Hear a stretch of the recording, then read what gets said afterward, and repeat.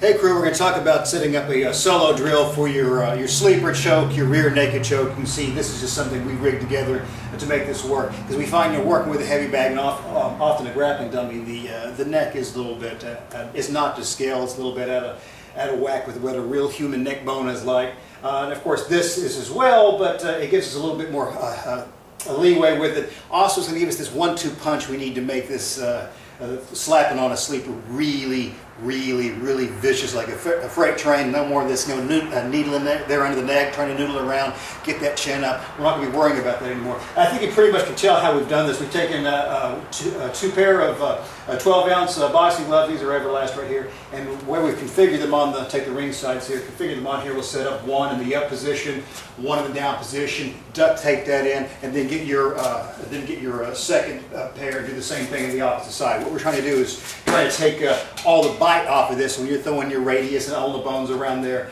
smacking against the upright of whatever rack you're using at the time. You're not going to be bruising yourself up all the way.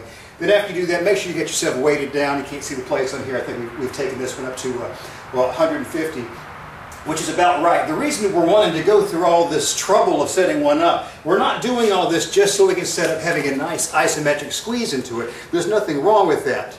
But we're talking about how to set up the entire thing. Now, if you want to work just on your squeeze, fine. We're going to come all the way around. Not going to reach for the bicep. We're going to be reaching as high as possible. Bring everything through. Put the fist in. Put your chin on the back of this thing. Get your squeeze through. But that's not what this drill is for. We're talking about when we're setting everything up. When we're first throwing out the choke. We know, you guys have been with the Raw crew for some time. You know we're always throwing hard and fast, striking with that crook of the arm. So basically what we're doing here, I'm just going to set this up as a reverse lever right now, because sometimes even if you're doing it this way, when I sneak high and tight, it's hard to get the second one around this little false neck position. But the uprights and the counterweight is on here to make sure we can work on running from here. Think about this, a slow-mo. We're coming across, striking against the side of the head, the face, the neck. It's not going to be choosy about it, as you're going to see in just a moment. Slapping this all the way across, and at this point we'll be reaching as high on the bicep as you can. Reach for the delta if you want. But the main thing is the force we throw into here. So once we're bringing around slow-mo, hitting here, and then we're going to pull everything back nice and tight as if we could snake this second hand, the secondary hand, the long tail hand.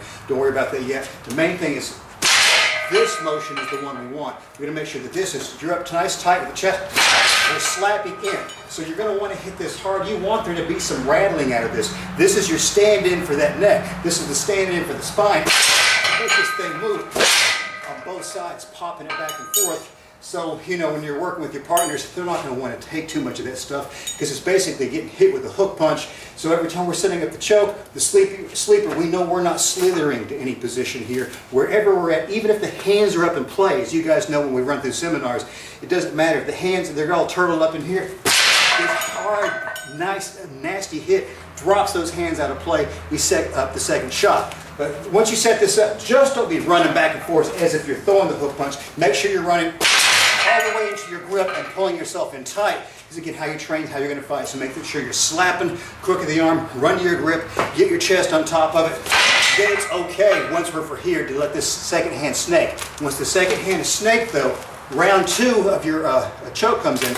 We've run it this direction. Now we want to take it back the other. So once this is in play, this is in play, our second rattle should happen where we turn the entire chest and body back this. And here we can take the entire rack out of play, even with the counterweight on it. So we know we're hitting hard and fast as we can into grip position, hook everything back up. The same thing, really jerk that thing around. Again, so we're keeping in mind, this is the stand-in for cervical vertebra. Smash and then rip. Smash and rip. Smash and rip. Anyway, give yourself a few reps with that. No, that's how we mean to set up a sleeper / rear naked choke. No slithering, don't worry about that. And then do it with care on your partners, because nobody's going to want to take a whole lot of that.